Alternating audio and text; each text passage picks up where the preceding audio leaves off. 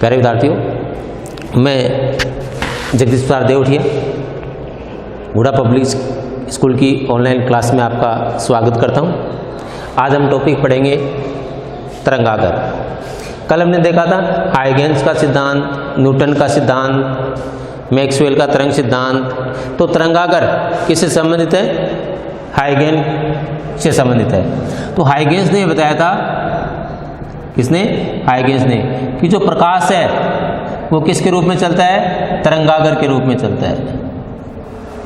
प्रकाश किसके रूप में चलेगा? तरंगागर के रूप में। अब ये देखते हैं कि तरंगागर क्या होता है। तो जब प्रकाश चलता है, प्रकाश क्या है? ऊर्जा का स्रोत है। ये प्रकाश है, इससे तरंगे चलती हैं।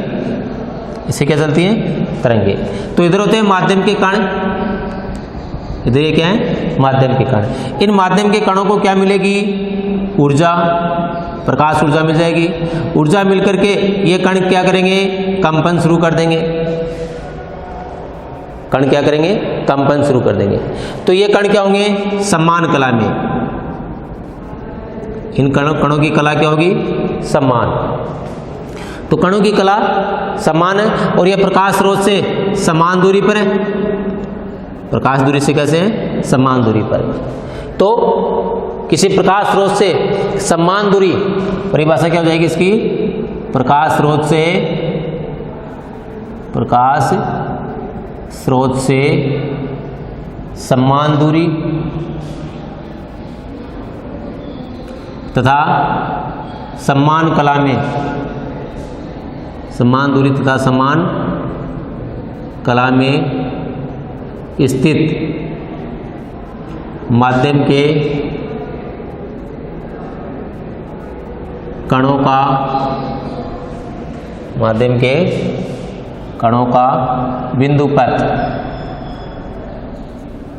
क्या कहलाता है? तरंगागर कहलाता है।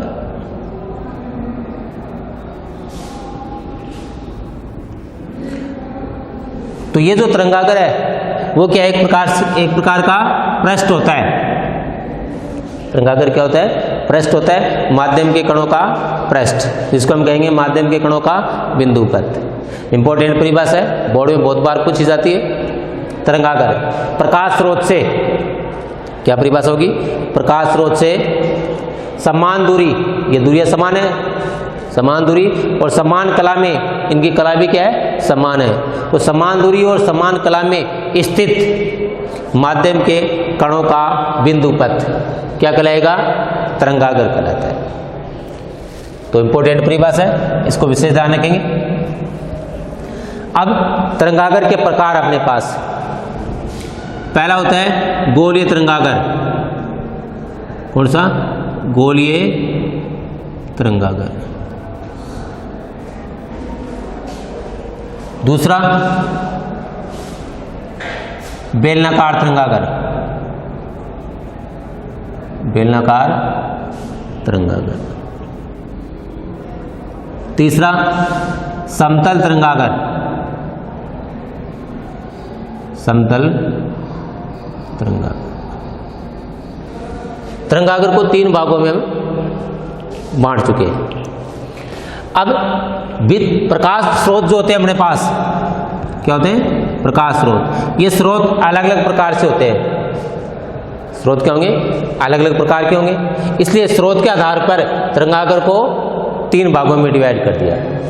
तो ये जो गोलीय तरंगागर है ये किनसे उत्पन्न होते हैं? बिंदु स्रोत से। गोलीय तरंगागर किनसे उत्पन्न होंगे?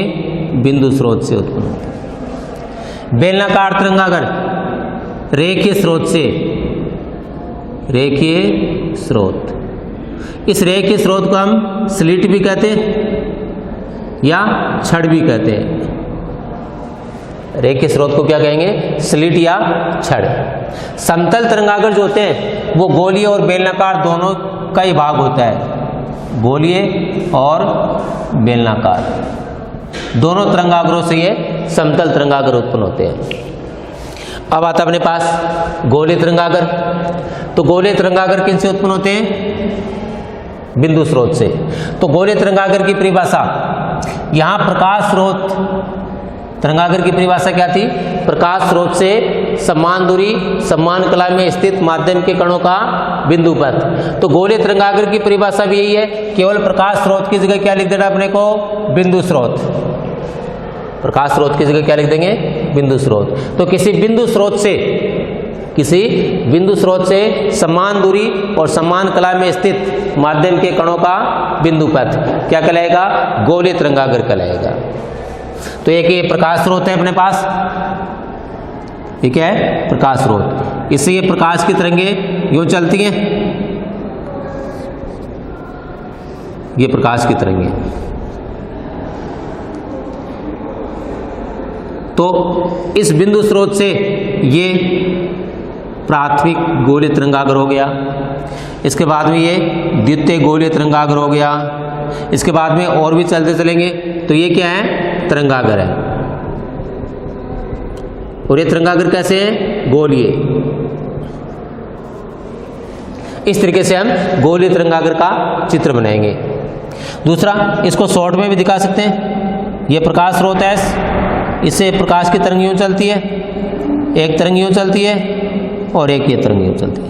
तो ये प्राथमिक गोलीय तरंगाग्र ए बी। इसके आगे ये द्वितीय गोलीय तरंगाग्र ए डैश बी डैश।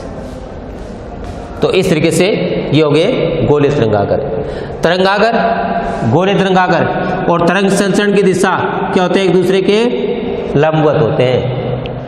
कोई सा भी तरंगाग्र हो तो तरंगाग्र, कोई सा भी तरंगाग्र हो, तरंगाग्र और तरंग संचरण की दिशा दोनों क्या होते हैं, एक दूसरे के लंबवत होते हैं। तरंगाग्र और तरंग संचरण की दिशा दोनों क्या होंगे, एक दूसरे के लंबवत होते हैं। तो ये हो गया गोलीय तरंगाग्र। अब अपने पास बेलनाकार तरंगाग्र। बेलनाकार तरंगाग्र किससे उत्पन्न होता है, रेखीय स्रोत से या छड़ से।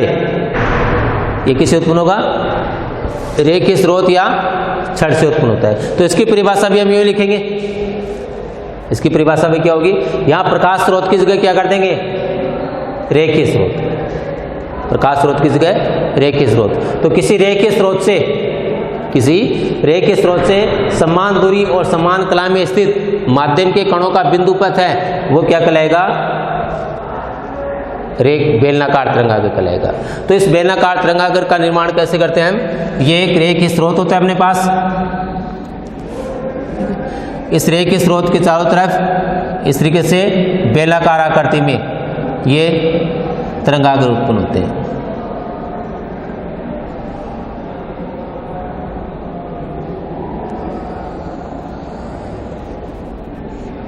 इस तरीके से बेलनाकार तरंगाग्र का निर्माण होता है।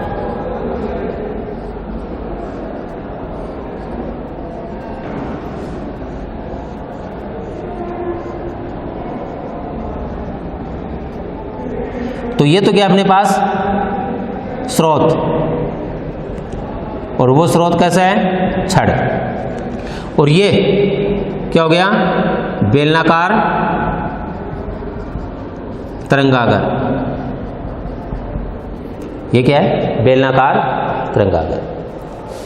तो ये तो गोलीय तरंगाग्र, ये बेलनाकार तरंगाग्र। किससे उत्पन्न होते हैं, रेखीय स्रोत से, किसी सलिड से या किसी छड़ से। और इसमें भी तरंग संचरण की दिशा और तरंगाग्र दोनों क्या होते हैं, एक दूसरे के लंबवत होते हैं, अभिलंबवत होते हैं। अब अपने पास आता है समतल तरंगाग्र। अब कौन सा है, समतल तरंगाग्र। तो समतल तरंगाग्र जो होता है वो गोलीय और बेलनाकार का ही भाग होता है। समतल तरंगाग्र है वो गोलीय तरंगाग्र का और बेलनाकार तरंगाग्र का एक भाग होता है। समतल तरंगाग्र कब उत्पन्न होगा, जब प्रकाश स्रोत बहुत अधिक दूरी पर हो। प्रकाश स्रोत बहुत अधिक दूरी पर हो, तो प्रकाश स्रोत बहुत अधिक दूरी पर होने पर देखिए इस तरीके से अपने पास बहुत बड़ा गोलीय तरंगाग्र बनेगा। अब इस बहुत बड़े गोलीय तरंगाग्र का एक छोटा सा भाग, इसका एक छोटा सा भाग क्या कहलाएगा, समतल तरंगाग्र कहलाएगा।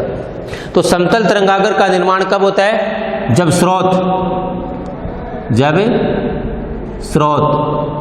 बहुत अधिक दूरी पर हो। जब स्रोत बहुत अधिक दूरी पर हो तब अपने पास समतल तरंगाग्र का निर्माण होता है। तो जब प्रकाश स्रोत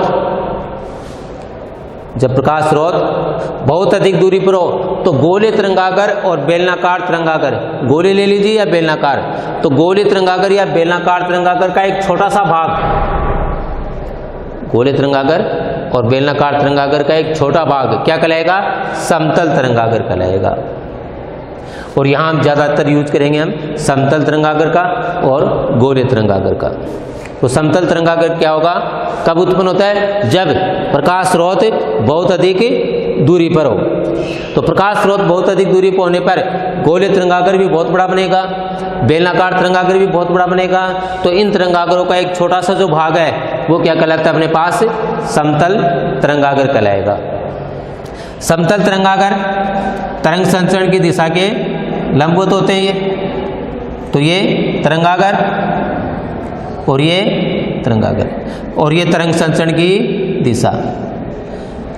तो यहाँ तरंग संचरण और तरंगाग्र क्या होंगे? एक दूसरे के लंबवत होते हैं।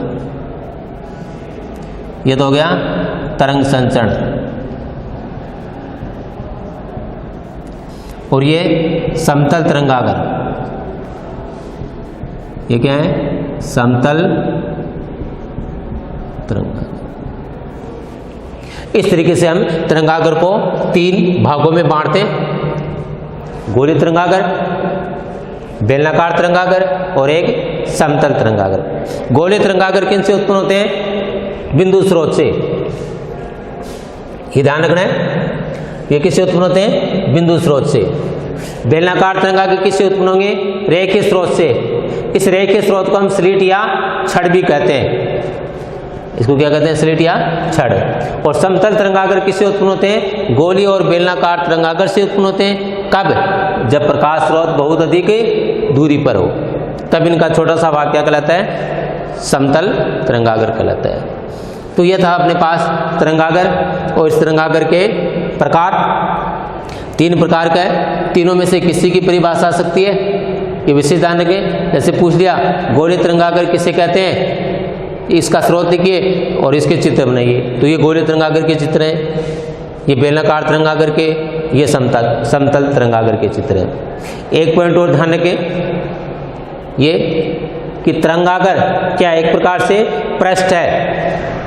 तरंगाग्र क्या है? एक प्रकार से पृष्ठ है। और तरंग संचरण की दिशा, ये पृष्ठ हो गया, और तरंग संचरण की दिशा क्या होती है? इसके अभिलंबवत होती है। तरंगाग्र और तरंग संचरण की दिशा दोनों क्या होती है? एक दूसरे के अभिलंबवत होती है। तो यह है तरंगाग्र और इसके प्रकार। आज की क्लास में इतना ही। धन्यवाद।